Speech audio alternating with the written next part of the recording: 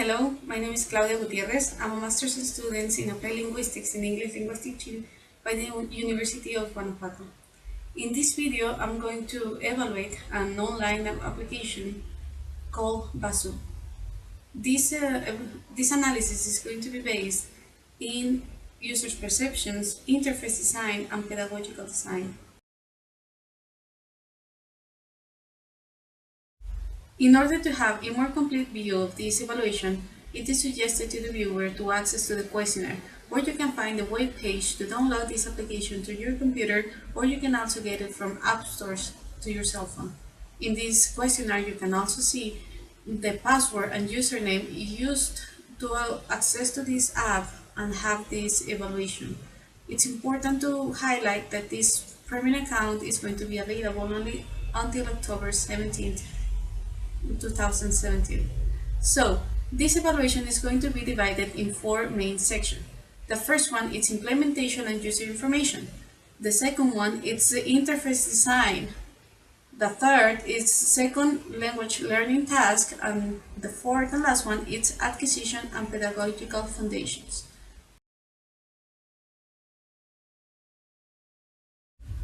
Bus application is an online application that can be used in cell phones, computers, or any other electronic device. It allows you to share your account. You can work on your computer and then you can work on your cell phone with your same account. So this app is used all around the world, which gives us the opportunity to learn different languages, which in this case I'm going to be focused in English, the decision on learning English.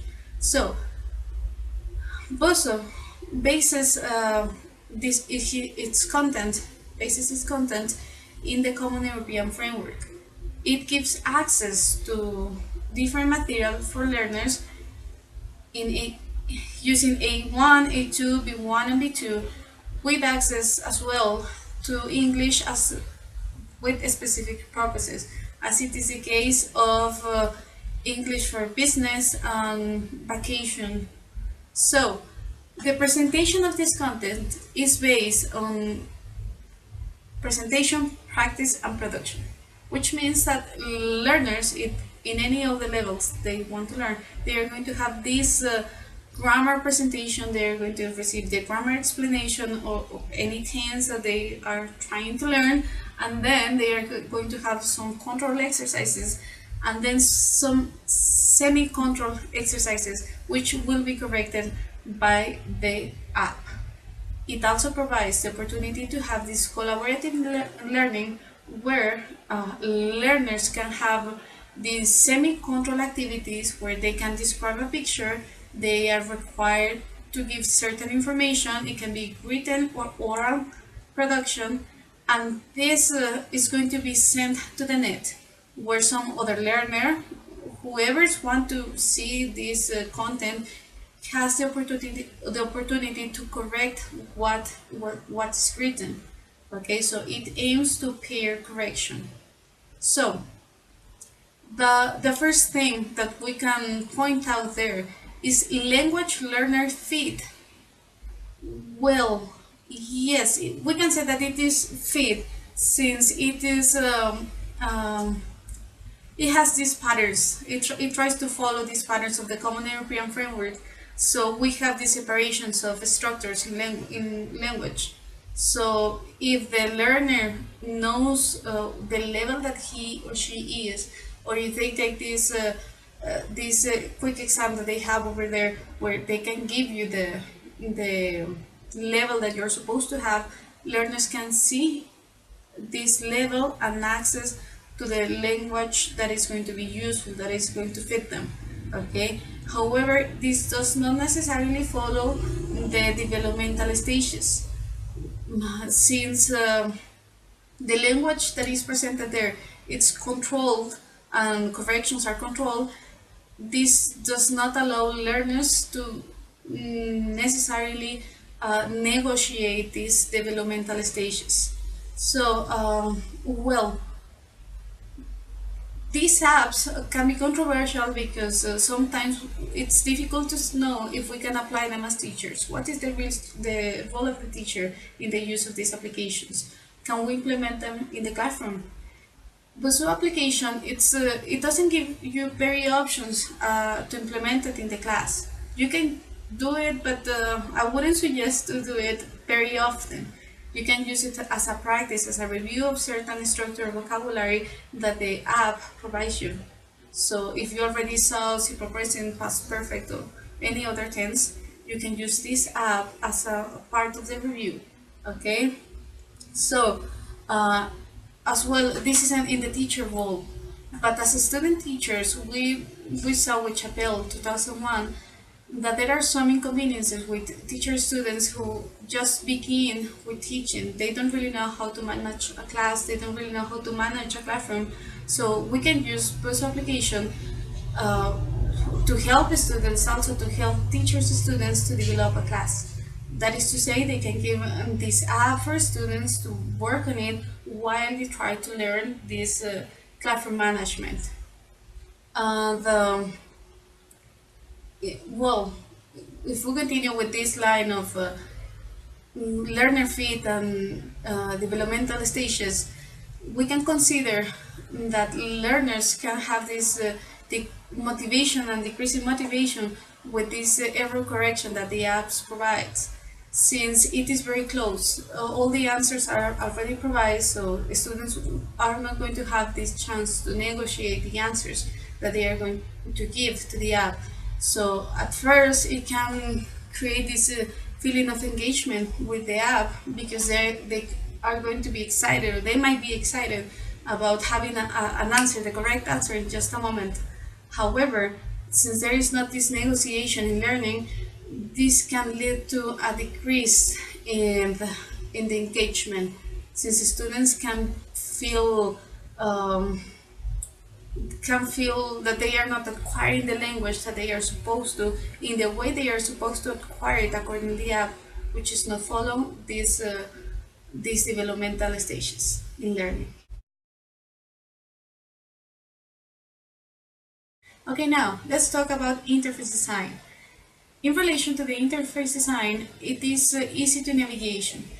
It's easy for learners uh, to see where exactly they can go, what options they have. It's very simple, but at the same time, it can be a little bit complex if you don't have lots of experiences with apps. Okay, so probably they could use a little bit more visual post, signposting, something that help other learners who do not have lots of experiences with technology to know what's happening there. Okay, so it also provides the opportunity to edit themselves. Okay, to modify interactions. So as we saw previously in Chapel's, she discusses the importance of modifying interaction and negotiation meaning. Okay, in this case, if we go to the specific part of the interaction that is allowed through error correction among learners, we can see some deficiencies over there. Okay, because they have this production that is sent to all the world to see who wants to correct this learner. Um, and the other person is going to provide feedback on these linguistic features that the other learner provide, written or spoken, and they can have interaction and they can have this they can edit themselves, but after the communication they can correct what they wrote, but after there is not a synchronized communication, which is not necessarily positive in the case of learning, because when it is meaning negotiation, and it also does not provide many opportunities to make friends in this app, which can be something that can engage users in the use of this application. So we can also discuss if this type of application is flexible in how many institutions. Well, we probably mentioned some possible uses that we can have of this app in institutions, but it's not very recommendable to use all the time this application as part of a class. Is only complementary to the teacher, is if the teacher wants to implement it in the classroom. But if a learner want to use it like outside the classroom, like extra practice of extra learning, it will totally work. Okay, so in relation to this hover uh, model about apps evaluation, we already mentioned the well, we already mentioned how abbreviated these linguistic forms can be to the students, which are organized, as we previously mentioned, in this common European framework, divided in topics and difficulty, which can be positive if learners know their level, if learners identify where they need to practice a little bit more. This app is mostly focused on form and not in meaning. Okay, it provides a lot of grammar exercises, grammar practice, not too much speaking practice, and the speaking practice that is provided is totally controlled. So it could probably improve in this meaning over form. Okay, which is what we want to do with languages. It's okay to have a perfect grammar, but if we don't know how to use, how to express what we want to express, maybe the language is not going to be good enough. And in relation to the layout and graphics, this application seems to be very clear. Uh, and it's just a little bit more of information, and basically it's what we can expect of a language app, which it's only to support learning. It's I wouldn't recommend this application to to have a self-learning, to be self-taught, because it's missing many linguistic features. Let's talk about learning tasks. Buzo application provides these tasks to practice these grammar structures and this vocabulary that they provide. All of these tasks are controlled. They don't really let the learner to experiment with the language. So the first thing that I'm thinking when evaluating this task is if they actually correspond to what they claim to be following. If that is a common European framework. I know that I have already mentioned a lot this common European framework, but this is the measurement. This is how Mexico has been measuring the use of English and the English language education in Mexico. So it is relevant to see if it actually corresponds or not. So they present this set of structures that they claim it to be A1 or A2 or B1 or B2, but it doesn't seems to follow these abilities that each level allows you to do, like introduce yourself. Yes, but they just give you some hits, some ideas of how to do it, but they don't actually. I don't consider that learners can have this opportunity to actually absorb this conversation, which it leads me to the next point. Is this exposition to language real? Is it authentic? Are they ready for an authentic conversation? Is the application provided this authentic conversation? I consider it is not.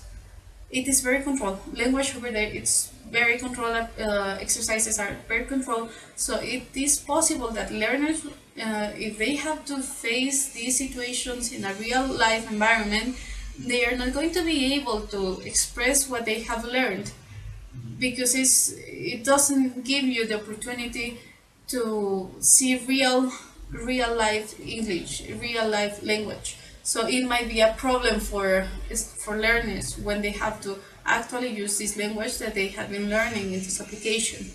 So Teres Paredes considers the importance of corpus. What is the corpus that we have to apply, that we apply as teachers in our classes? That in this case, the corpus, the words, the lexicon that we have in this application. So it seems that this application it's a very like textbook based corpus. It doesn't provide of authentic language, authentic expressions. It's very, one more time, it's very controlled. So it is not probably going to help learners in real life situations. So these activities let's think a little bit if they provide or they try to elicit self-reflection, or if they if they have this collaboration among students or these interactions. Well, I consider that this self-reflection, obviously, it's going to vary according to student and these individual differences. But at first, when they have this first feedback by the computer, they might reflect on what is wrong. Okay, if they have this option of having the explanation of his or her first language, they're going to see this grammar translation explanation. They might get the mistake by translating over there something if there's not any problem of interpretation, obviously. But this doesn't really mean that they are going to reflect in the language. Okay, they might reflect in some mistakes, they might reflect in some corrections, but I don't really. That doesn't necessarily mean that they are going to acquire those changes in language. So in interaction, they have this very controlled interaction, which I consider not enough. Okay, not enough to have this real conversation, to engage the students, to prepare them for real world. Now, let's discuss about acquisition and pedagogical foundations. Buzo app, it tries to suggest that it uses social constructivism. Okay, but those, well, it suggests that it with this interaction that learners have, unknown learners have with each other to correct each other production, written or oral production, it suggests that they try to create some meaning, to build some meaning with this help. However, this interaction, this construction is too little, so it has it, yes, but it's not sufficient. It could be more, and to have more collaboration, more collaborative learning, it can help the students to improve and to have this engagement with the application. Um, well, let's see. With these applications, it is not very easy to see if the learners have this accuracy and fluency met in the acquisition of languages. It might be possible that since everything is mostly based in vocabulary and grammar, they might get some grammar accuracy in the use of this structure, since the feedback is focused on that area, but it doesn't necessarily mean that they are going to acquire this fluency when talking or when writing.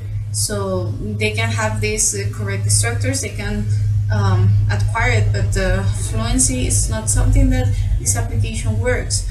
It can be, to work this out, it's necessary to have some other application, or to have some other aspects where you can practice the language learning this application. So the active participation in the learning process in this application, it does exist.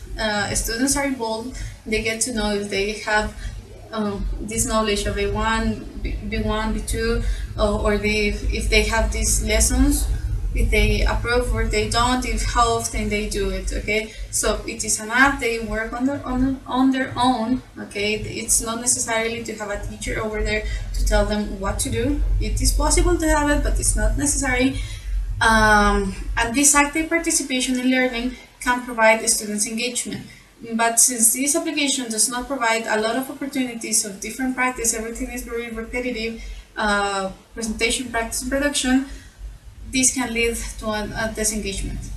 Well, in relation to this fluency and acquisition of speaking practice, this application does not really support the to relax students in this practice. Okay, they may have these anxiety issues when recording themselves speaking, describing the picture that the application gives over there, to give it to someone somewhere else in the world to correct the speaking.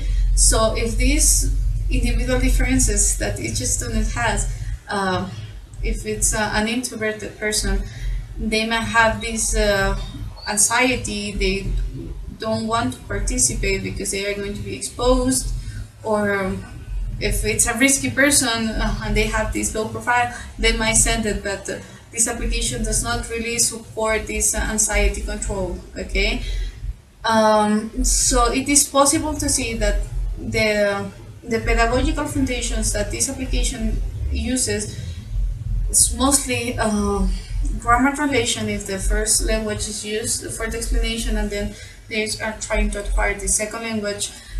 Since the explanation is going to be in opposite language, they have this comparison. They suggest a little bit social constructivism, but it could be improved. Okay, yes, students have this participation in their learning process, but it is not very dynamic, so this can lead to students disengagement. Let's conclude with the analysis of this application. So, we can say that this application is user-friendly. It has a easy use of interface design for people who is into application. If you have some experiences in Facebook, Instagram, or any other learning application, it is going to be easy for you to follow what's going on over there. If you don't have this much experience, they should add some signposting over there to tell you what's going on there. Okay, so in the implementation and the user information, we can say that this application can be used in a language classroom, but not too much. Okay, it can be a complement for the teacher. It can be a strategy for student teachers while they learn how to deal with 30 or a number of students in the classroom. It can be used, but I wouldn't suggest it to be used very often in a classroom.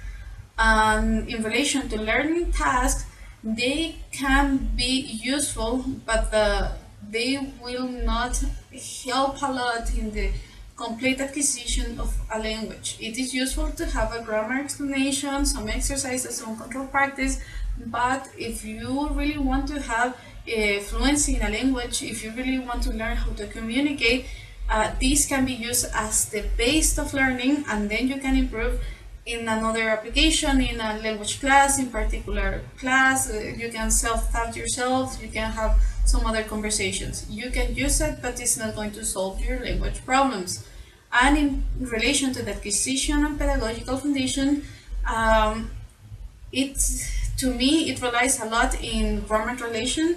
It doesn't have that much collaborative learning, so it can be useful, but it's not necessarily my favorite way to teach using these methods. Okay, so would I recommend this application?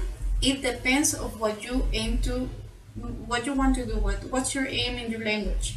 Okay, if you want to practice on grammar, vocabulary, like very specific aspects of these elements, yes, you can use it.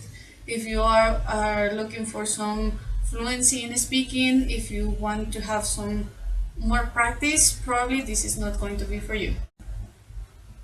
Thank you very much for watching this online application evaluation, and see you in the next study group. Thank you.